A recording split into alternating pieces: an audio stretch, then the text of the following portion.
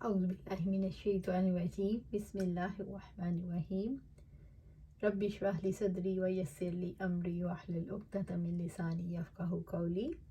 ابو ہریرہ رضی اللہ تعالیٰ عنہ سے روایت ہے، انہوں نے کہا میں نے آپ صلی اللہ علیہ وآلہ وسلم کو یہ فرماتے ہوئے سنا، جب نماز کے لیے اقامت کہی جائے تو نماز کے لیے دوڑتے ہوئے مت آؤ بلکہ اطمینان اور سکون سے چلتے ہوئے آؤ۔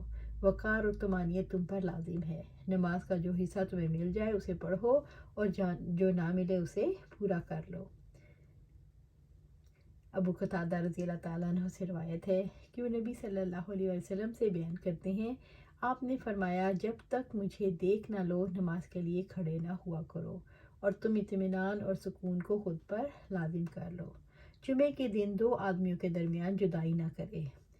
حضرت سلمان فارسی رضی اللہ تعالیٰ عنہ سے روایت ہے، انہوں نے کہا کہ آپ صلی اللہ علیہ وسلم نے فرمایا جو شخص جمعے کے دن غسل کرے اور جس قدر ممکن ہو صفائی کر کے تیل لگائے یا خوشبو استعمال کرے، پھر نماز جمعہ کے لیے نکلے اور دو آدمیوں کے درمیان تفریق نہ کرے، پھر جتنی نماز اس کی قسمت میں ہو ادا کرے، اور جب امام خطبہ دینے لگے تو خاموش رہے، تو اس کے وہ گناہ جو اس جمعے سے سابقہ جمعے کے درمیان ہوئے ہوں سب معاف کر دیے جائیں گے۔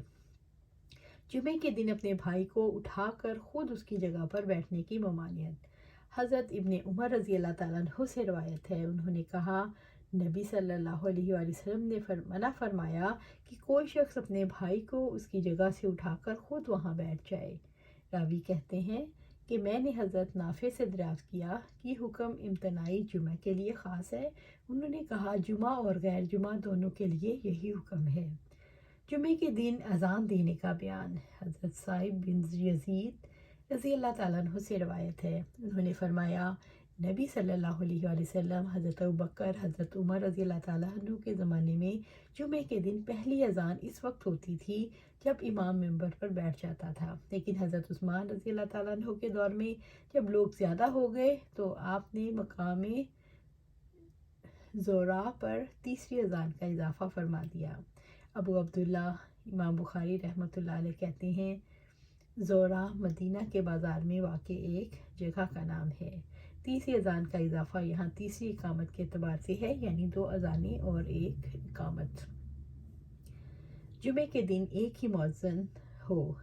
حضرت صائب بن یزید رضی اللہ تعالیٰ عنہ سے روایت ہے، جب اہل مدینہ کی آبادی زیادہ ہو گئی تو اس وقت جمعہ کے دن تیسری اذان کا اہتمام کرنے والے حضرت عثمان رضی اللہ تعالیٰ عنہ تھے، اور نبی صلی اللہ علیہ وسلم کا تو ایک ہی مؤذن تھا، اور جمعے کے دن اس وقت اذان دی جاتی تھی جب امام ممبر پر بیٹھ جاتا تھا۔ امام بھی جب ممبر پر بیٹھا اذان سنے تو اس کا جواب دے۔ حضرت معاویہ بن ابی سفیان رضی اللہ تعالیٰ عنہ سے روایت ہے، وہ جمعے کے دن ممبر پر تشریف فرما تھے تو مؤذن نے اذان دی۔ جب اس نے اللہ اکبر کہا تو معاویہ رضی اللہ تعالیٰ عنہ نے اللہ اکبر کہا۔ جب اس نے اشہد ان لا الہ الا اللہ کہا تو حضرت معاویہ رضی اللہ تعالیٰ عنہ نے کہا میں بھی گواہی دیتا ہوں۔ پھر اس نے اشہد ان محمد رسول اللہ کہا تو حضرت معاویہ نے کہا میں بھی یہی گواہی دیتا ہوں۔ پھر اذان ختم ہو گئی تو حضرت معاویہ رضی اللہ تعالیٰ عنہ نے کہا اے لوگو، میں نے آپ صلی اللہ علیہ وآلہ وسلم سے اسی مقام پر سنا، جب مؤذن نے اذان دی تو آپ بھی وہی فرماتے جو تم نے مجھے کہتے ہوئے سنا۔ اذان کے وقت خطیب کا منبر پر بیٹھنا۔ حضرت صائب بن یزید رضی اللہ تعالیٰ عنہ سے روایت ہے، جمعے کے دن اذان ثانی کا حکم حضرت عثمان رضی اللہ تعالیٰ عنہ نے دیا جبکہ اہل مسجد کی تعداد زیادہ ہو گئی، اور جمعے کے دن اذان اس وقت ہوتی تھی جب امام منبر پر بیٹھ جاتا تھا۔ خطبے کے وقت اذان کہنا۔ حضرت صائب بن یزید رضی اللہ تعالیٰ عنہ سے روایت ہے، فرماتے ہیں جمعے کے دن اذان کا آغاز اس وقت ہوتا تھا جب امام جمعے کے دن خطبے کے لیے ممبر پر بیٹھ جاتا۔ آپ صلی اللہ علیہ وسلم، حضرت ابوبکر صدیق اور حضرت عمر رضی اللہ تعالیٰ عنہ کے زمانے تک یہی معمول رہا۔ پھر جب عثمان رضی اللہ تعالیٰ عنہ کی خلافت کا دور آیا اور لوگ بہت زیادہ ہو گئے تو حضرت عثمان رضی اللہ تعالیٰ عنہ نے جمعے کے دن تیسری اذان کا حکم دیا۔ یہ اذان مقام زورا پر دی گئی، بعد میں یہی دستور قائم رہا۔